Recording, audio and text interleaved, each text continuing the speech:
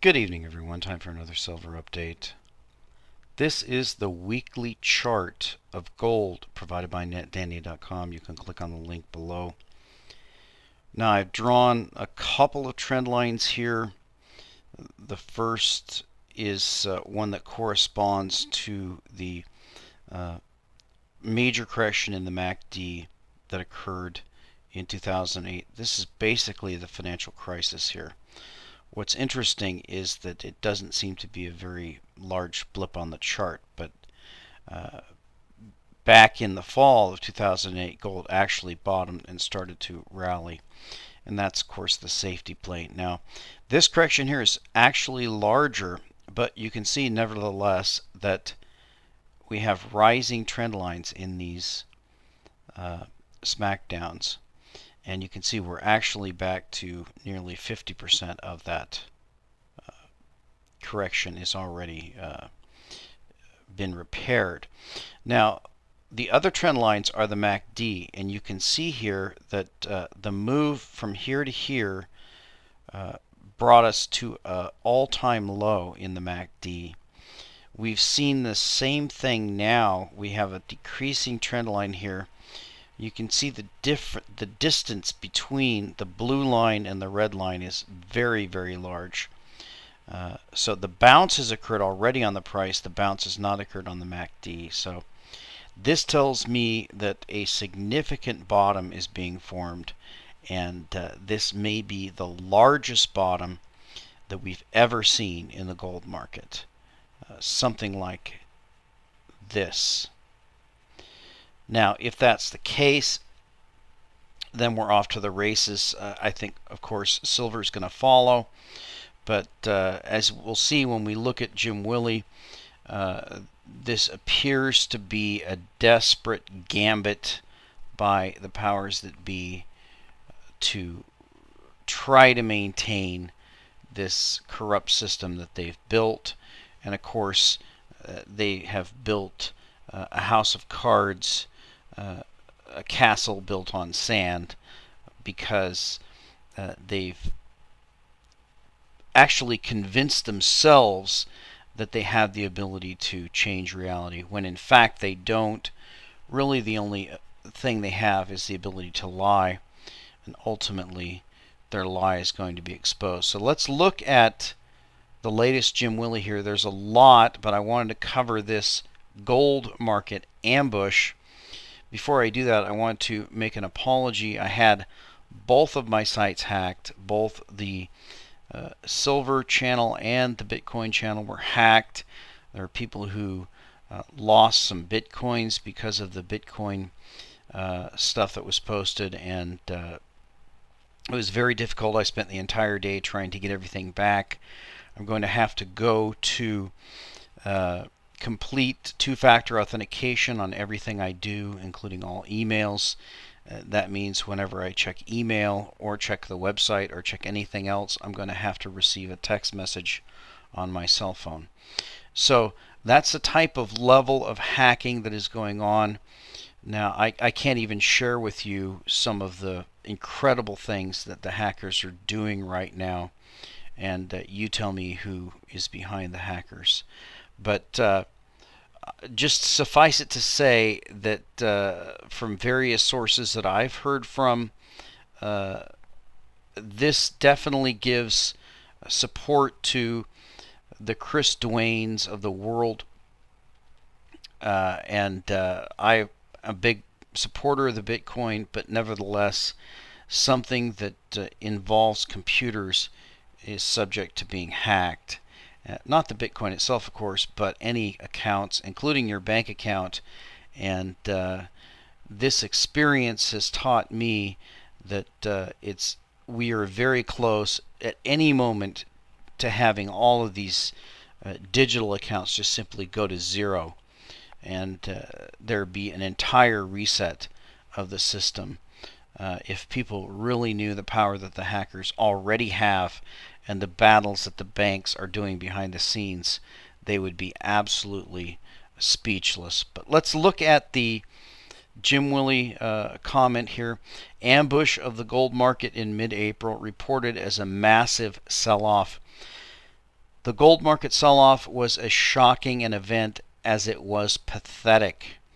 It was a destructive an event as it was hilarious to observe.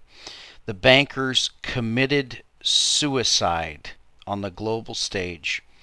Rather than permit a London or New York default, and don't be deceived, this is the power that is fighting for its life right now. It is the London, New York power.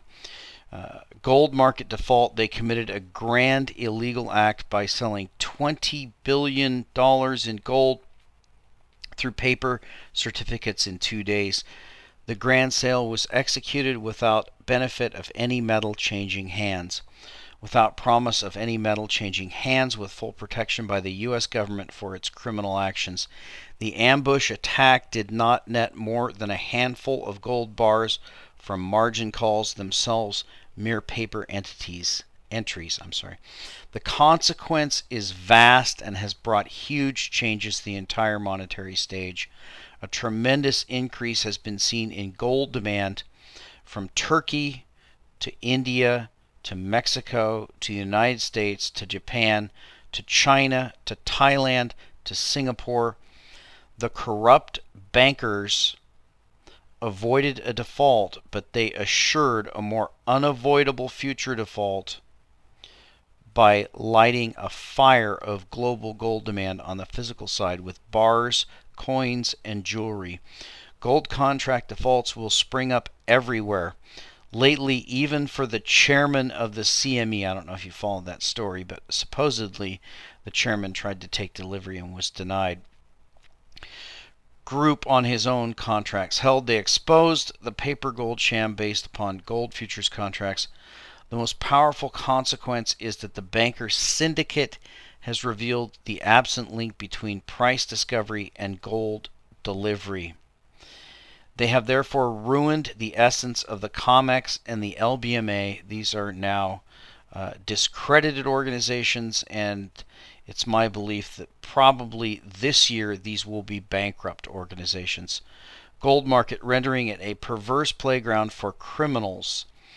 It has no gold in inventory sufficient to handle the delivery demands. The COMEX will soon be totally ignored, its price considered a meaningless sideshow that only lacks criminal prosecution. So, excellent screed by Jim Willey. I encourage you to read the entire thing. There's a lot of stuff going on there, and it's just crazy what's going on, but we're starting to swirl down that spiral, and it's just going to accelerate. So let's go and answer a question here. This question is actually going to end up taking the rest of the update, but let's take this question from IOUHC19, Governments Lie. I'm assuming that that's a response to my last video about government lies. Brother John F., if you really believe the government lies, why is it that you can't see or are ignoring the most heinous lie of them all, 911? 911 was the worst disasters, one of the worst disasters to happen on American soil during our lifetime. On that day, about 3,000 of U.S. died, including 343 firefighters, 23 NYPD, 37 Port Authority officers.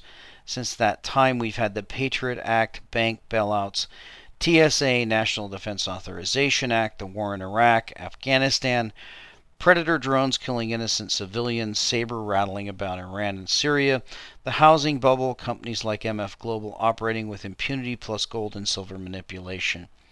A reinvestigation of 911 with full subpoena powers could prove beyond a shadow of a doubt that the official 911 version may have been bogus. If the official 911 version were debunked, war crimes tribunals would be the next logical step, and it goes on and on and on and on. So I'll read at the end here. With your analytical mind, and see if you might change your opinion on the biggest government lie.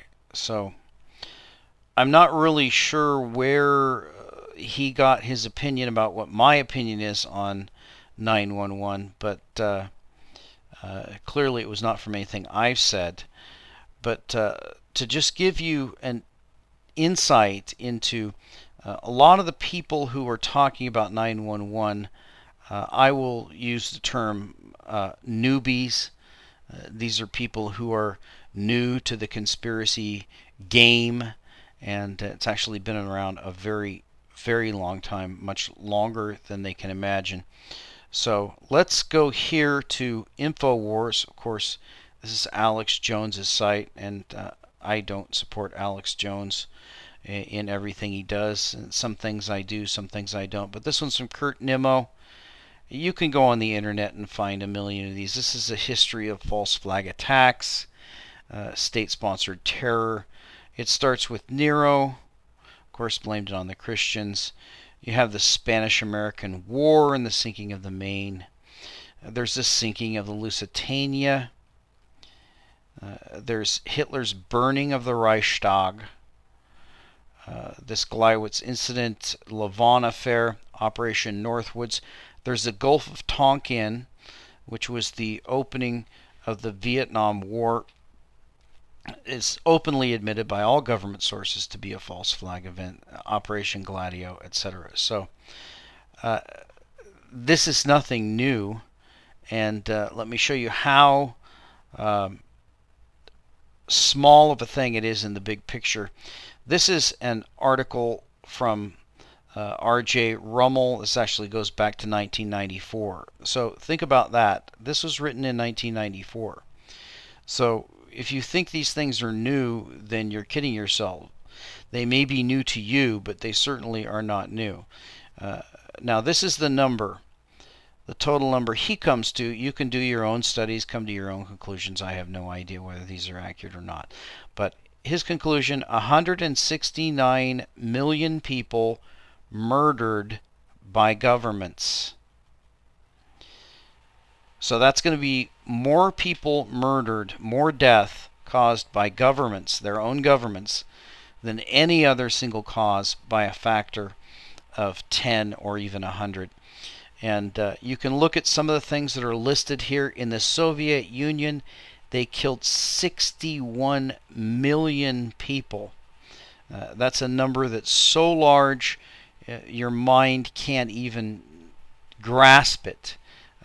With the Soviet Gulag state, the Communist Chinese killed 35 million people, including the famine caused by the communists there.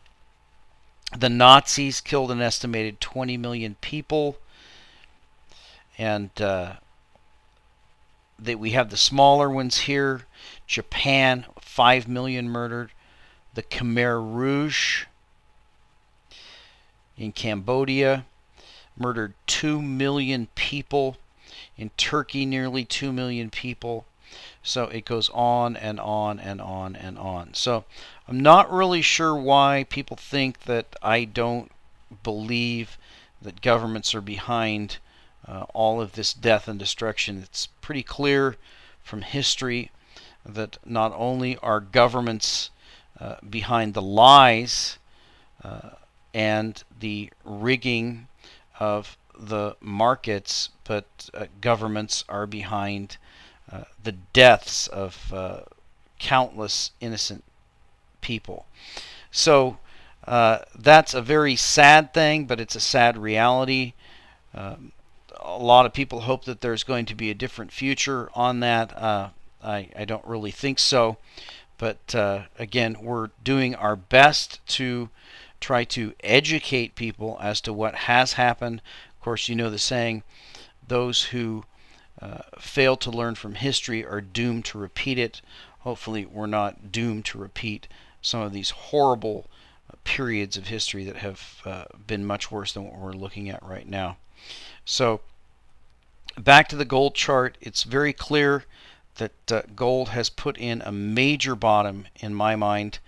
Yes, it could go lower. We're at negative 54 on the MACD.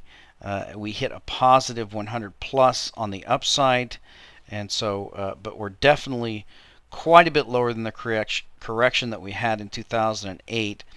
And that indicates to me that this rally will probably be the greatest rally we've ever seen.